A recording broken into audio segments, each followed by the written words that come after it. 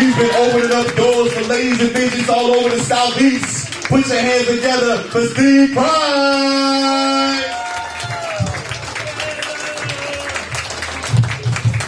What's up, guys? You having a good time? Yes. Stock's going late in the show because now I can't do any of my black jokes. Damn, self-deprecating humor. I am married. Any married people present tonight? That's how white people say it. Are you present? Not are you in the house? Are you present? I'm married. Sorry, ladies. And when you get married, you have to sacrifice things. You got to make sacrifices to your hobbies. One of my hobbies is watching movies. I love movies, all sorts of movies. I watch like all genres pretty much except for romantic comedies. I hate romantic comedies. My wife likes movies too, but she really avoids most genres except for romantic comedies. So guess who wins that debate every time we go to Blockbuster or boot up the Netflix on my PlayStation 3? Yep, it's her. So we found ourselves watching a fine film starring Matthew McConaughey and Kate Hudson one evening. It was great. About halfway through, she looks over at me and she says, "Why don't you ever do that?"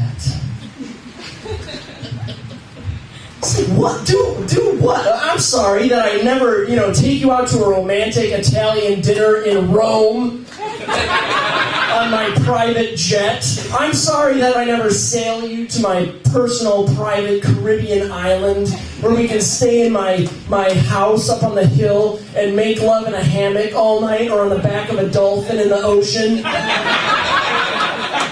I'm sorry I can't do all that because I don't have a private jet or a Caribbean island or a dolphin. And that's because I don't have a job that pays me millions of dollars with absolutely no responsibility, no work hours, and I don't ever have to be there, mainly because the job is just a convenient plot device." You ever notice romantic comedies don't have sequels? Strange, isn't it? Because nothing ever good happens after Happily Ever After.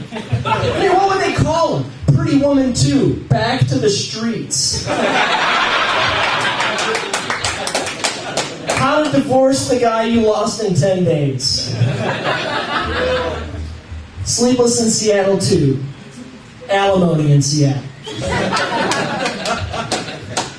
So yeah, that movie finished up and I put a porn in. That's my romantic comedy. About halfway through I looked at her and I said, "Why don't you do that?"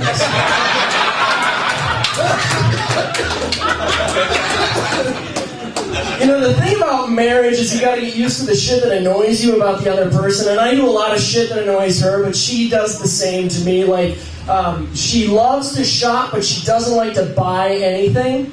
She's really frugal that way. She likes to pick things out. It's really nice, but she won't ever buy it. And that's why it pisses me off when she picks up catalogs and starts looking at them. She has her catalog night where she sits down with her stack of catalogs that come in the mail in droves.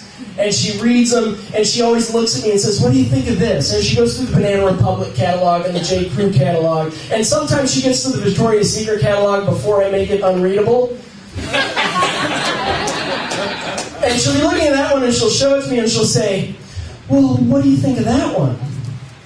And I say, "Well, yeah, that looks really sexy." And I should stop there. I know this. But my brain keeps going, and so does my mouth, and I finish it with, "On her."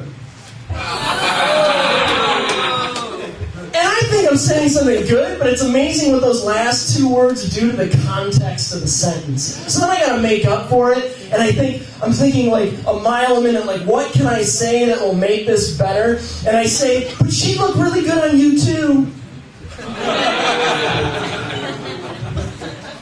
She went to bed early that night. The good news is I defiled the fuck out of that catalog. Plenty of opportunity. So, the things I do that annoy her, I have a wandering eye, which is, I used to be able to cover it up because of peripheral vision, but I'm 34 years old now, so my peripheral isn't what it used to be, so when I look, it's a turn at the neck and not at the eye socket, which is much more obvious, so she catches me all the time, and when she catches me, she gives me the quick elbow to the ribs, and she's like, "What are you doing? What are you looking at?" And so I found a loophole to this, guys, and I'm gonna give you this one. Take notice, okay? When she does that, she's, what are you looking at? Like, what? What? I can't believe what that whore is wearing. And now it's not a sharp elbow to the ribs, it's a nudge because she helps. That's the great part. It's like, did you see that one? You can almost see her nipples. So one thing I've learned is that when I piss her off, I gotta make up for it, I gotta apologize. And a verbal apology only goes so far. You do that once or twice, and really it doesn't mean anything anymore. And you married guys or involved gentlemen, you know what I'm talking about. So you've got to discover the greeting cards. Greeting cards are great. They're not that expensive, but they work wonders. You don't even have to write shit in them. Just her name and your name, and you're all set. And the best ones are the between you and me cards. If you haven't seen these, I recommend you seek them out. They're at the Hallmark store, they're your hair's here in the greeting card aisle. But they have a between you and me card for pretty much any occasion between a man and a woman. They have the I love you card, that's the obvious one. They have the happy anniversary card, which is great, once a year. They have the I'm sorry I forgot our anniversary card, which is also good. They got the I'm sorry I tried the wrong hole card. Pretty specific. They got one that says, I'm very sorry I inserted my fingers into your vagina after I chopped jalapenos all night making fresh salsa. And then on the inside it says, I really hope the burning sensation has subsided. My favorite, though, was when I picked it up and I was looking at it, it says, honey, I am so sorry that I got arrested at the bar the other night picking up a hooker. She walked up and propositioned me, and I knew that you've always wanted to role play, so I was completely convinced it was you. And I went along with it because I figured you'd want me to. Right up until she swallowed. Which I know is something you would never, ever do. I'm Steve Price, guys. Thank you very much. Have a great rest of your night.